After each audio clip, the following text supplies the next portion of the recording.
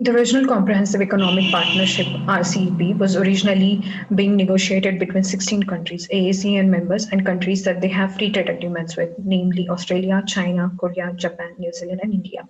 The purpose of RCEP was to make it easier for products and services of each of these countries to be available across these regions.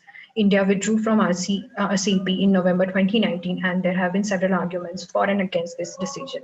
Some have argued that RCEP could have resulted in opportunities in the manufacturing sector related to the global value chain. Others, however, take a contrarian view, saying that this would also have been neutralized because of the lack of infrastructure in India.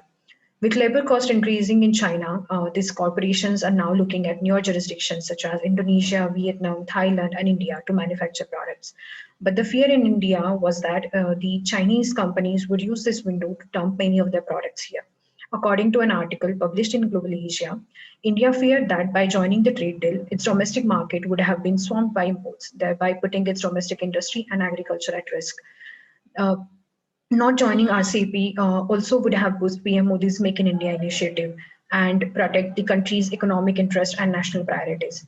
Domestic industry and dairy farms have strong reservations about the trade pact. India's trade deficit with RCEP nations is about $105 billion, with China alone accounting for $53.5 billion. The main worry is over Chinese manufactured goods and dairy products from New Zealand flooding Indian markets. The policymakers also fear that a flood of imports from RCEP partner countries would wipe out many Indian players. Before expecting the 15 RCEP countries to take a softer position on India's concerns, India ought to keep its own house in order. This includes round-the-clock quality electricity, cheap and efficient logistics, and access to cheaper and high-quality capital. India's export to GDP ratio dipped from 25.3% in 2012 to 19.7% by the end of 2017. India will have to push the MSME segment.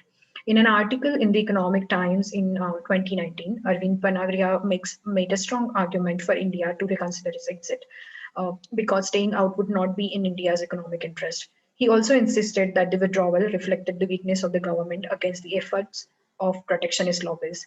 Keeping in mind the largest scope of RCEP, Panagria argued that access to this market on a frictionless duty-free basis would have provided tremendous advantage to India's exports, and in the absence of trade barriers on its import and exports, India would have had an excellent opportunity to integrate itself into regional as well as the global value chain, where India's participation has always been low. India would have been more easily able to attract foreign direct investments. It's true that India runs a huge trade deficit with China, but had it signed the pact, India could have negotiated hard for the expansion of access to the Chinese market in areas of its comparative strengths like pharmaceuticals and IT services. On the import side also, it could have sought a more gradual liberalization schedule. Taking a critical view of Modi's government decision to stay out of the pact, an editorial in Hindu noted that if India remains outside of the pact, it needs to explore other partners with which it enjoys economic complementarity, such as the EU, the US, or Australia. To cope with the changing times and new situations, the Modi government needs to shore up its sagging competitiveness through domestic reforms aimed at enhancing long term economic strength, and while at the same time accelerating negotiations on the other trade agreements. The political blame game must stop. India must remain engaged actively so that the agenda and pace of negotiations address India's concerns. The good thing is that India was not withdrawn acrimoniously. For the time being, India is not ready, which is why industry and trade experts backed India's decision not to join the RCEP agreement. India wants stringent rules of origin for all imports under the pact. It wants to safeguard mechanisms to prevent import surges to protect the interest of domestic industry. Uh, in my opinion, being plugged into the global economy through trade agreements and enhancing domestic competitiveness are interrelated. So FTAs must be considered for their long-term impact, both on the domestic market as well as the access that they provide.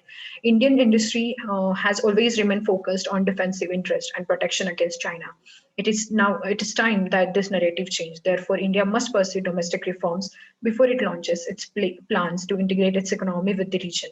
Delay in this effort would mean India will miss the bus, so staying out of RCEP forever is not an option for India.